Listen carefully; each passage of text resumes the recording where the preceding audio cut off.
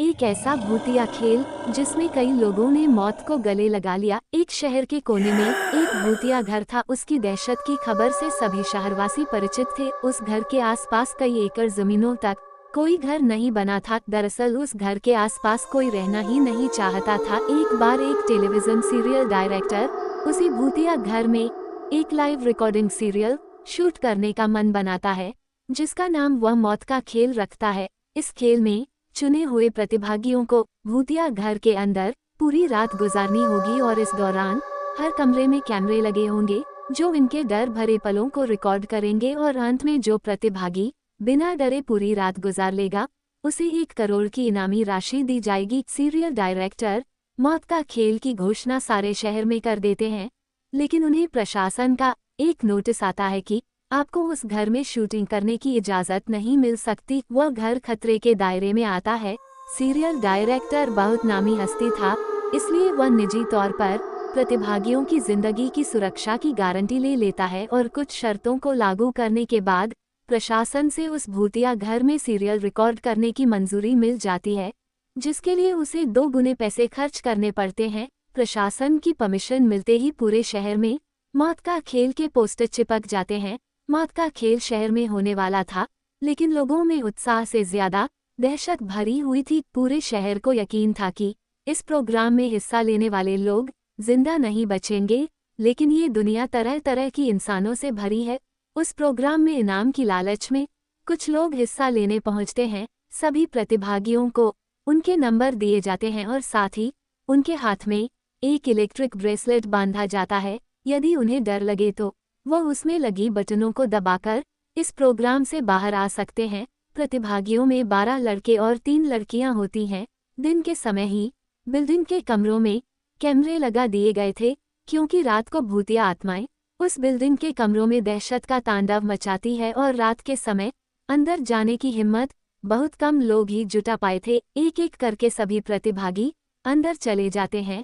सभी अपने नंबर के हिसाब से अपने कमरे को चुनते हैं और अंदर जाते ही सभी को अंदर से ताला लगाकर चाबी बाहर फेंकनी होती है। दरवाजे का ताला इलेक्ट्रॉनिक बनाया गया था। उनके हाथ में लगे ब्रेसलेट के बटन दबाते ही वह ताला खुल सकता था, लेकिन ये बात उन्हें बताई नहीं गई थी। अगर किसी प्रतिभागी ने वह ताला खोला तो प्रतिभागी प्रतियोगिता से बाहर हो जाएगा, जो कि कैमरे की रिकॉर्डिंग में दिखाई देगा। सभी के कमरे में निर्देश देने के लिए स्पीकर लगाए गए थे। उसी से सभी को संकेत दिया जाता है कि सभी जल्द से जल्द अपने कमरे का ताला बंद करके चाबी दरवाजे के नीचे से बाहर फेंके और इसके बाद कमरे की लाइट बंद की जाएगी। निर्देशों के अनुसार सभी अपने कमरे को अंदर से बंद कर देते हैं और चाबियां दरवाजे के नीचे से फेंक देते हैं। कैमरे नाइट मोड रिकॉर्डिंग के अनुरूप लगाए गए थे, इसलिए भले ही प्रतिभागियों के कमरे में अंधेरा हो, लेकिन दर्शकों को टेलीविजन स्क्रीन में सब कुछ नजर आ रहा होता है। धीरे धीरे डर की दस्तक हो जाती है। प्रतिभागियों में से एक लड़की अचानक अपने कमरे में चीखने लगती है। उसे ऐसा लगता है कि कोई उसका गला दबा रहा है और वह छटपटाने लगती है। कुछ ही देर में वह डर से बेहोश हो जाती है। उसके बेहोश होते ही लाइव सीरियल देख रहे दर्शक घबरा जाते हैं। अचानक एक एक करके सभी प्रतिभागियों पर भूतिया हमले होने लगते हैं, लेकिन ताज्जुब की बात तो ये थी कि सभी प्रतिभागी अपने आप को स्वयं ही नुकसान पहुंचा रहे थे। कैमरे की रिकॉर्डिंग में साफ साफ नजर आ रहा था, कोई अपने चेहरे पर खरोंच रहा था तो कोई अपना गला दबा रहा था और कई तो अपना सर भी दीवार से मारकर घायल कर रहे थे। दर्शकों का डर बढ़ते देख बिल्डिंग के नजदीक सरकारी अधिकारी पहुंच जाते हैं, क्योंकि प्रोग्राम को प्रशासन की शर्तों के अनुरूप रिकॉर्ड करने की परमिशन दी गई थी, जिनमें से एक शर्त ये भी है कि यदि किसी प्रतिभागी को शूटिंग के दौरान मेडिकल की जरूरत पड़ेगी तो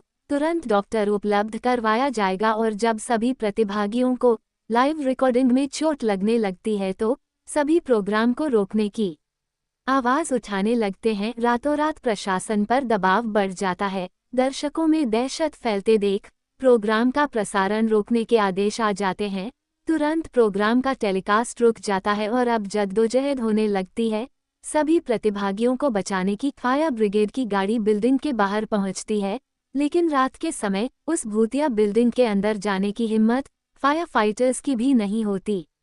सभी बाहर से खड़े होकर प्रतिभागियों की मौत का तमाशा देख रहे थे, क्योंकि सभी उस बिल्डिंग के खूनी इतिहास से अच्छी तरह वाकिफ थे। कमरे में लगे हुए स्पीकर की मदद से सीरियल का डायरेक्टर प्रतिभागियों को ब्रेसलेट का बटन दबाकर बाहर आने का निर्देश देता है, लेकिन किसी प्रतिभागी को स्पीकर से कोई आवाज़ सुनाई नहीं देती और न ही प्रतिभागी इतने कंट्रोल में थे कि वह ब्रेसलेट की बटन दबा सके। देखते ही देखते सभी प्रतिभागी लाइव रिकॉर्डिंग में ही आत्महत्या कर लेते हैं, लेकिन सब जानते थे कि ये भूतों के द्वारा किया गया नरसंहार है। सुबह होते ही सबकी लाशें निकाली जाती है और सीरियल डायरेक्टर को भारी मुआवजे के साथ कई साल की जेल की सज़ा सुनाई जाती है और उस बिल्डिंग को हमेशा के लिए नो विजिट जोन घोषित कर दिया जाता है।